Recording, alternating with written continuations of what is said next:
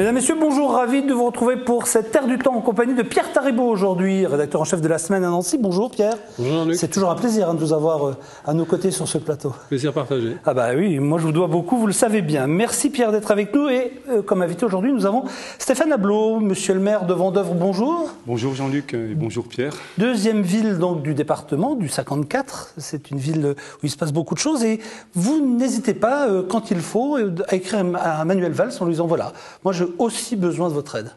Disons que, vous savez, quand vous êtes élu maire, vous êtes sollicité par vos concitoyens qui vous expriment aussi des besoins, des doléances, des attentes. Et à un moment donné, dans votre propre famille, puisque Manuel Valls est socialiste, eh bien, il faut aussi poser des questions, mettre carte sur table, et puis le faire de manière publique, puisqu'on est une famille au service du public. La preuve, et lui-même en tant que ministre, n'hésite pas à prendre des positions, peut-être même en désaccord quelquefois avec la majorité de son gouvernement.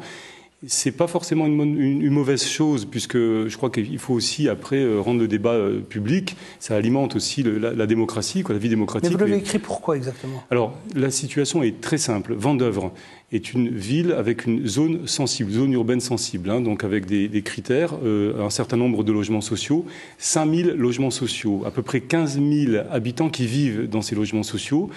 Et donc, vous avez cette zone urbaine sensible qui est la plus importante de l'Est de la France, et l'équivalent de Villers-le-Bel dans la région parisienne ou de Sarcelles.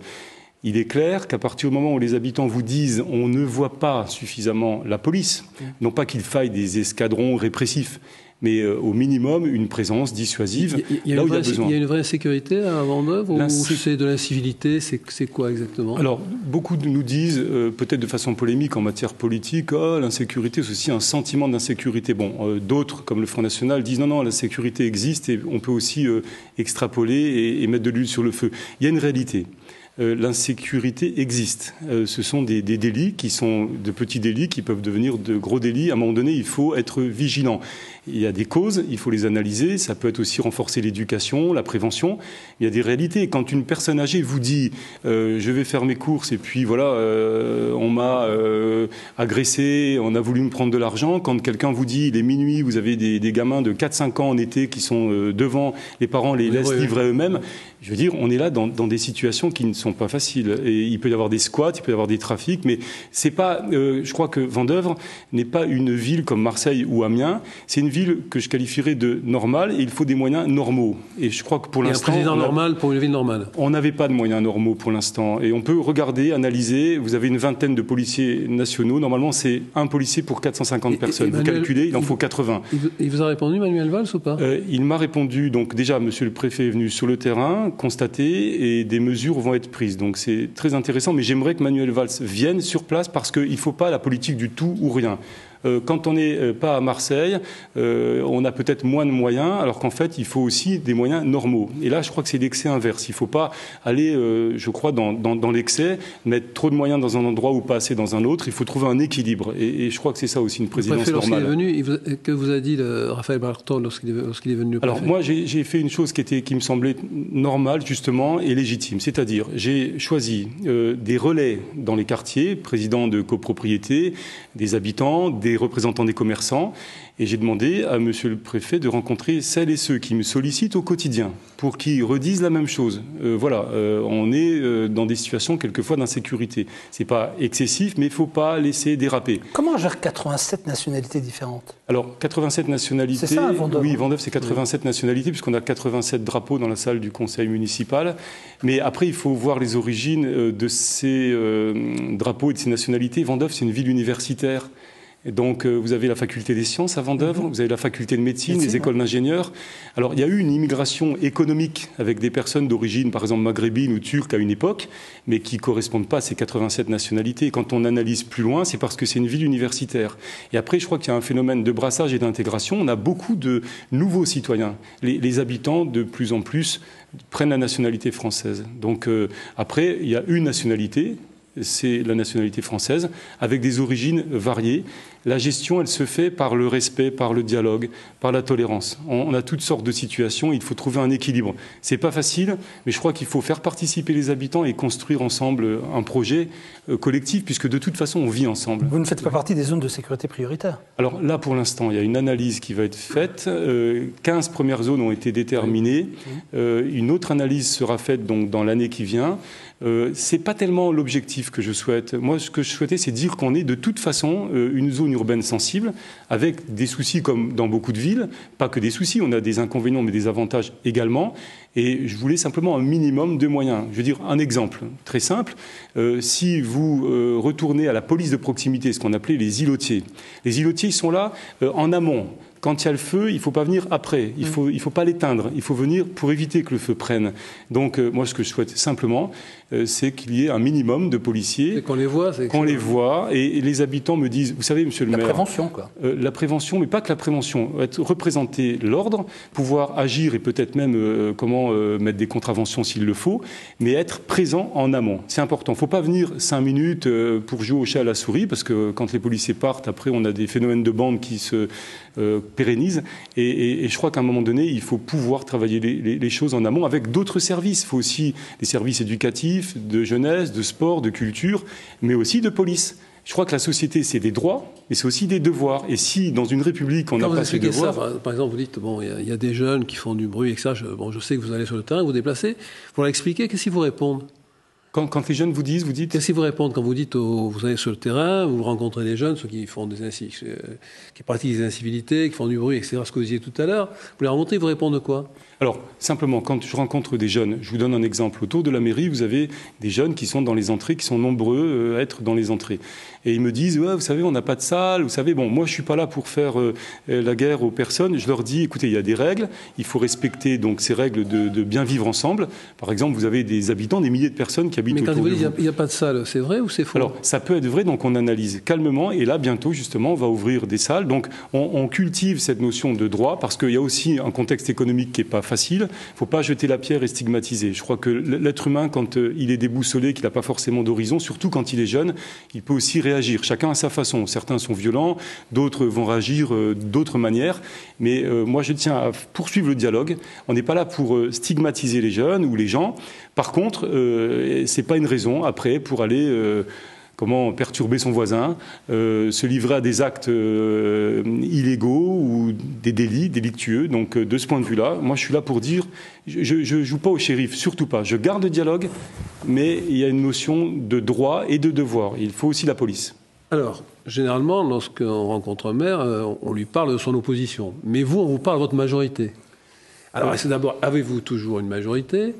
Bon, il s'est passé un certain nombre de phénomènes. Votre premier adjoint, vous l'avez démis. Ensuite, Pierre Rousselot, qui était votre père spirituel en politique, est parti aussi.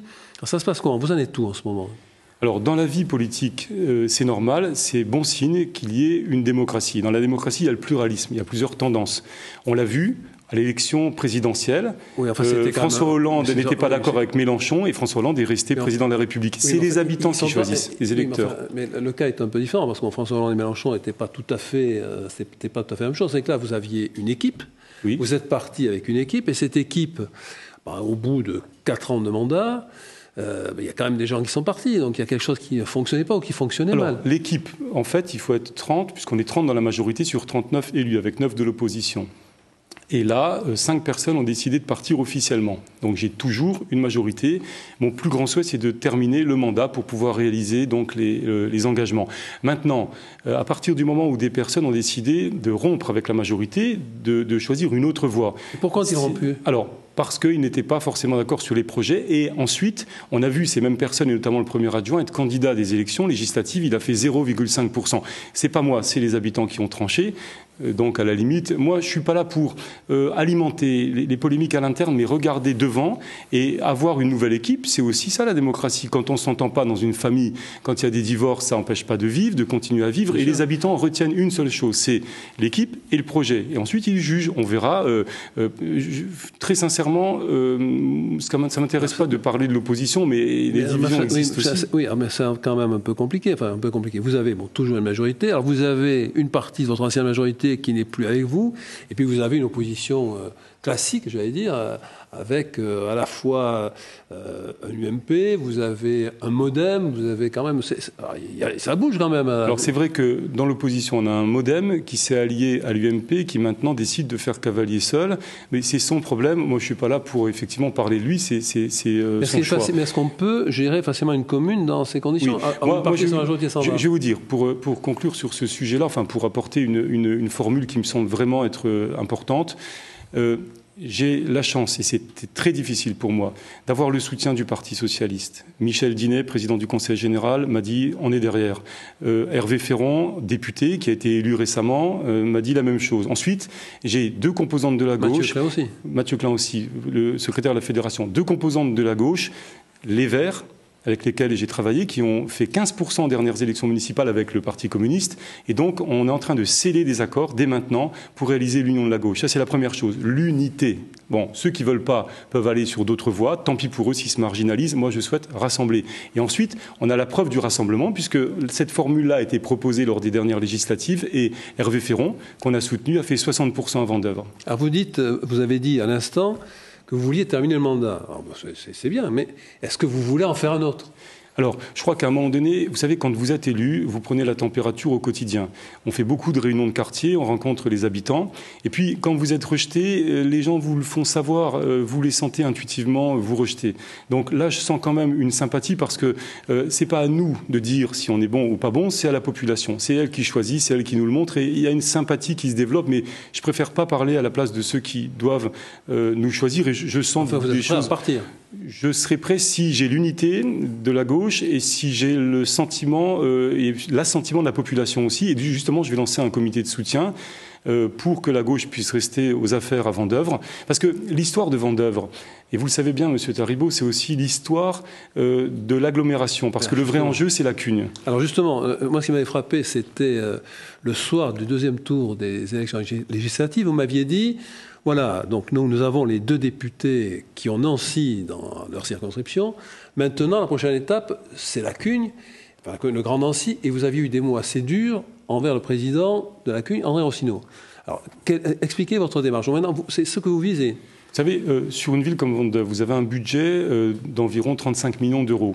Au niveau de la Cugne, c'est 20 communes, c'est 580 millions d'euros, c'est compétences sur l'urbanisme, sur la construction des logements, sur la voirie, sur des grands équipements. Donc il y a beaucoup d'enjeux qui touchent la vie quotidienne de nos concitoyens dans nos communes.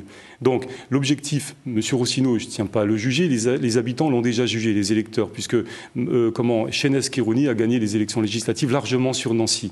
Et je crois qu'il y a un phénomène un peu d'usure, comme Jean-Marie Roche l'a connu sur Metz, et libre après à André Rossineau de tirer son propre bilan. Mais simplement, je pense que M. Rossineau, en tant que maire, a fait beaucoup de choses. Et je crois que beaucoup peuvent lui rendre hommage. Maintenant, il faut aussi savoir tourner la page et ne pas devenir has-been. Donc à lui de choisir. Moi, ce qui m'intéresse, c'est de construire un projet avec mes camarades du Grand Nancy. Donc vous seriez leader ou vous seriez... Non, je cherche rien du tout. Je cherche simplement à donner la main à mes camarades pour faire un projet commun et essayer non pas de conquérir pour le plaisir, mais de faire un projet pour nos concitoyens. C'est facile de donner la main à vos camarades parce que lorsqu'on a lu par exemple le blog d'Hervé Féron qui attaquait bille en tête avec une violence extraordinaire chez Chénez-Kérouni, à propos du cumul des mandats, vous pensez que c'est facile de faire une chaîne comme ça ? Vous savez, en fait, on se rend bien compte au Parti socialiste, le fait de pouvoir être libre, c'est ce qui, de temps en temps, nous fait constater qu'il peut y avoir des différences. Différence, ça ne veut pas dire être des ennemis. Voilà, le sujet, c'était le cumul des mandats. Hervé Féron est attaché à son poste de maire. Parce que quand on est maire, c'est pas un poste de privilégié. On est sur le terrain et on se rend compte des réalités. Et c'est ça qu'il voulait dire de manière un peu véhémente, mais en même temps amicale. On n'est pas dans un climat de guerre. Mais la gauche, elle en est où avec le cumul des mandats ? Parce que on a du mal à comprendre. Est-ce qu'effectivement, il y aura non-cumul de mandats ou est-ce que ça va être cas par cas ? Dans ce cas-là, ça ne sert à rien de dire il y aura... Non, normalement, effectivement, il y a des engagements qui ont été pris. Et en matière de cumul des mandats, je crois que l'engagement, c'est de dire, voilà, quelqu'un qui a un mandat national, sénateur ou député ne peut pas être maire. Voilà, donc l'engagement sera certainement tenu. Tomblaine, c'est une ville de 8000 habitants. Il ne peut pas être maire, mais il peut être conseiller municipal. Donc dans ce cas de figure, attendez, c'est un faux-né cette histoire, parce que imaginez, prenons le cas de Tomblaine, puisqu'on en parle. Hervé Féron est obligé il n'est plus maire de Tomblaine, mais il reste conseiller municipal. À votre avis, qui décidera ? Oui. Après, vous n'y croyez pas du tout au non-cumul de mandat, Pierre ? Je pense que moi je crois que ça doit se faire. Ça, c'est clair. Mais si l'on dit, voilà, vous ne pouvez pas, si vous êtes un élu national, vous ne pouvez pas avoir un mandat exécutif au niveau local. Donc vous n'êtes pas maire, mais vous pouvez être conseiller municipal, en fait, puisque le mandat est exécutif. Donc moi, je trouve ça un peu bizarre. Donc il faudrait peut-être approfondir la loi, mais enfin, on n'en est pas là, puisque la loi, on n'est pas là. Non, mais la seule chose, enfin, à mon avis, qui peut être dite, en tout cas, au niveau du Parti socialiste, c'est qu'il n'y a pas de deux poids, deux mesures, et la règle doit être respectée. Maintenant, je comprends Hervé Féron, il a sa personnalité, il est attaché à son poste de maire. C'est une ville de 8000 habitants, on n'est pas à Reims ou dans des villes avec d'autres configurations. Vous êtes pour vous êtes... Je suis pour respecter les engagements qui ont été tenus.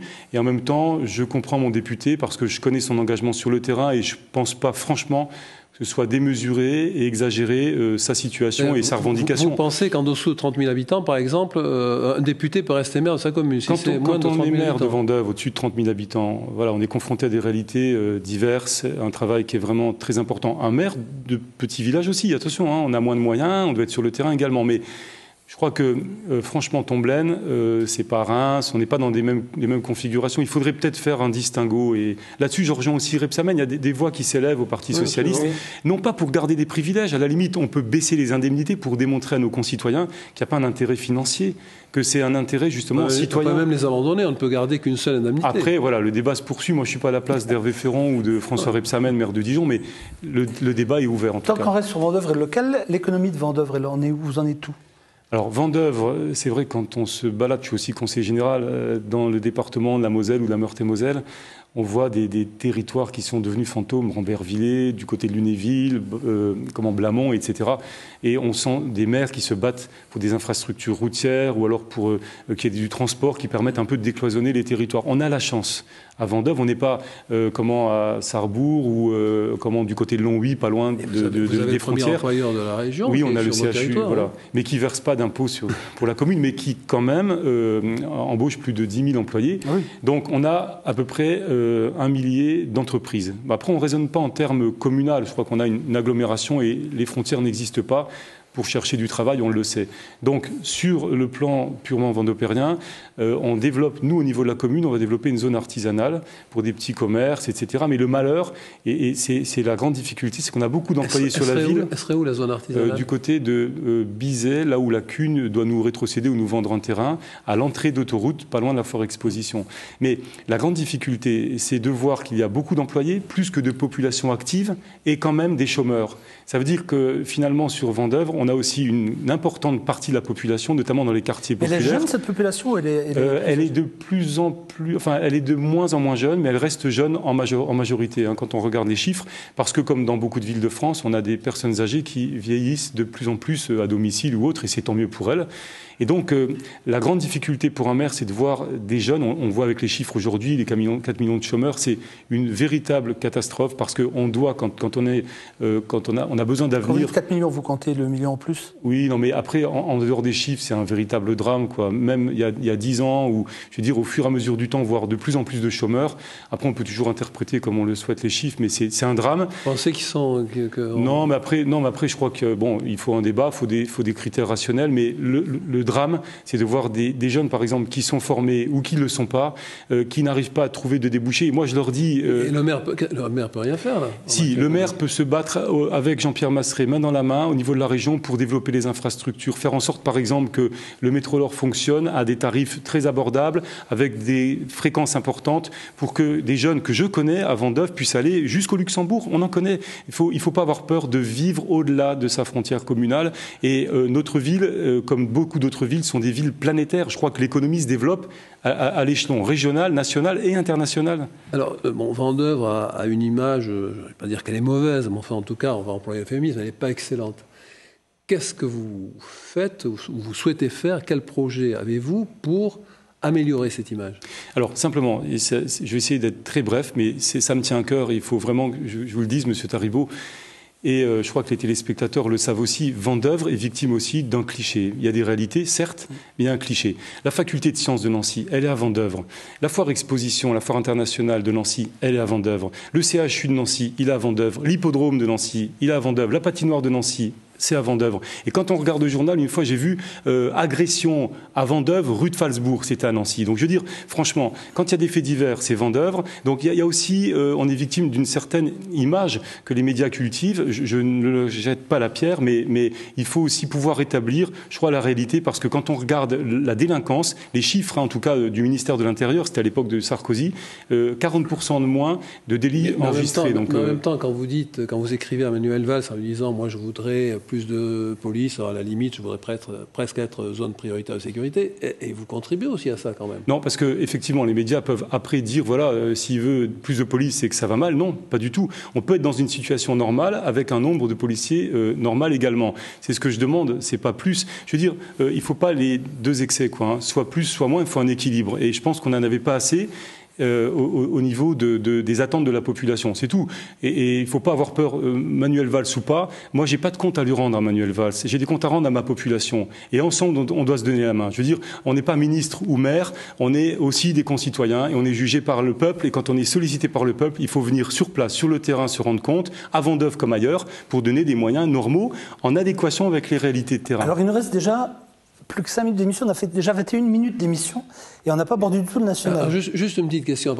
Qui va faire la jointure, très bien avec le national, avec les Verts, puisque vous avez une frange importante de Verts dans votre équipe municipale, est-ce que c'est facile de travailler ? C'est jamais facile, en même temps c'est un plaisir. Quand les Verts vous disent « Ouh là là, ne touchez pas à ces arbres-là », alors que des urbanistes vous disent « Non, non, mais c'est du délire ». Ça peut paraître bizarre, mais beaucoup y compris M. Rossineau me dit souvent... au début, il me faisait rêver, rire, etc. Et c'est vrai que c'est aussi une manière de faire prendre conscience que l'environnement est essentiel. Je crois que c'est une nécessité maintenant. À une époque, ça paraissait du délire. Maintenant, c'est vital. On a besoin d'oxygène et on ne peut pas vivre éternellement dans du béton qui est omniprésent. Et... Depuis 4 mois maintenant que le PS a pratiquement toutes les commandes de la France, vous analysez comment ce qu'a fait François Hollande, parce qu'il y avait une vraie grande attente. Vous savez, François Hollande est venu à Vendeuvre. Il est venu dans d'autres villes aussi en France. Et j'ai souhaité lui faire rencontrer des jeunes qui vivent des difficultés dans un quartier sensible. Maintenant, ce n'est pas le moment du bilan, parce qu'au bout de 100 jours, à peu près, on n'en est pas au bilan. Mais on voit les premiers signes. Alors, quand je vois, par exemple, que l'essence a diminué, admettons, de 6 centimes, je ne suis pas heureux, mais encore une fois, il ne faut pas non plus se retourner contre son camp et dire, regardez, vous faites rien. Non, pas du tout. Il faut analyser sereinement. Bon, la même chose quand on voit le nombre de chômeurs, quand on voit les difficultés des entreprises qui ferment, et puis le pouvoir d'achat, l'accessibilité au logement. Je veux dire, un être humain a besoin de quoi ? D'une adresse, d'un logement, d'une identité, a besoin aussi d'un pouvoir d'achat, de vivre normalement dans des conditions d'équilibre. Les conditions-là ne sont pas réunies. C'est vrai qu'on a peur de ce qui se passe en Grèce. C'est pour ça qu'il descend à grande allure les sondages, c'est pour ça ? Alors, effectivement, je crois qu'on peut penser, et on le sait, que l'élection de François Hollande n'a pas été une élection d'adhésion et une élection uniquement d'encouragement. C'était une élection qui correspondait à une alternative. Les habitants voulaient une élection de rejet, c'est ce que vous pensez ? C'est une élection de rejet, mais en même temps, il y avait une sympathie, une confiance, et il faut pouvoir faire en sorte que cette confiance se poursuive. Donc après, on est jugé sur des actes. On peut vite... Et vous pensez que ce qui a été engagé est bien ? Est-ce qu'il va assez vite, pas assez vite ? Je pense que François Hollande est quelqu'un, je suis convaincu, de sincère, d'honnête, et qu'il a envie de faire changer les choses, de faire en sorte que tout le monde puisse... Mais avoir envie et faire, c'est autre chose. Alors après, effectivement, il y a un décalage. On sait que la situation n'est pas facile. Il faut y aller modérément. Il ne faut pas annoncer les choses trop vite et créer des phénomènes de désillusion. Mais il y a des actes. Bon, la fiscalité par rapport au fait de ponctionner là où il y a de l'argent, où il y a eu peut-être des abus à une époque, avec le bouclier fiscal ou autre, c'est bien. Maintenant, il ne faut pas non plus stigmatiser. On n'a pas des mauvais patrons et puis des bons ouvriers. Je crois que les patrons ont besoin des ouvriers et vice-versa. Il faut trouver l'équilibre. On peut avoir un dialogue qui fonctionne et la France a besoin de la compétitivité. On le voit dans tous les articles de journaux, à la télévision, partout. On le sait quand il y a des débats. Je crois que l'économie, pour qu'elle fonctionne, il faut qu'elle amorce les virages de l'avenir, hein, et donc qu'elle s'adapte au plan international. On n'est plus dans les années 70. Quoi. Mais en même temps, vous avez un ministère de la reconstruction industrielle, et puis on est bien placé en Lorraine pour le voir, notamment avec ce qui se passe avec ArcelorMittal. Bon, tout ça, bon, c'est un peu de vent quand même, non? Vous n'avez pas ce sentiment? Non, vous savez, ça me fait rappeler aussi les Devindel. J'habitais Longwy quand j'étais petit, et c'est vrai que avoir misé sur la sidérurgie et avoir misé sur d'autres secteurs d'activité, y compris s'installer dans des pays du monde entier, il ne faut pas abandonner non plus ses concitoyens. Et je crois qu'à un moment donné, quand on donne des aides, quand on contribue à l'effort économique, on ne doit pas être abandonné par la suite. Mais justement, on a dit on ne va pas vous abandonner, mais il se trouve que justement, ce qui était prévisible va arriver. Donc, il faut absolument qu'il y ait la transparence. On voit les moyens, on peut voir les résultats, et tout le monde est capable de faire des efforts. Mais quand on a promis et qu'on ne fait pas? Alors après, l'État n'est pas responsable de cette situation puisque c'est un privé qui s'investit. Je crois qu'il faut laisser le dialogue se poursuivre et puis chacun prendra ses responsabilités. On arrive tout doucement à la fin de ce rendez-vous. Ça passe très vite. Hein. Oui. C'était votre premier rendez-vous avec nous. Merci en tout cas, Stéphane Ablot. Je rappelle que vous êtes le maire de Vendeuvre, le maire PS de Vendeuvre. Rendez-vous très prochainement, j'espère. J'espère, et merci aussi à vous, Pierre et Jean-Luc. Merci beaucoup. Pierre, on se donne, nous, rendez-vous très prochainement. Alors, à très bientôt. Je vous le dis encore une fois, hein, vous venez quand vous voulez dans cette émission. C'est gentil. Vous êtes chez vous. Chers amis, on va déjà se quitter. Nous, on se donne rendez-vous de la semaine prochaine pour un autre Air du Temps. Passez une excellente journée, une excellente soirée. À bientôt.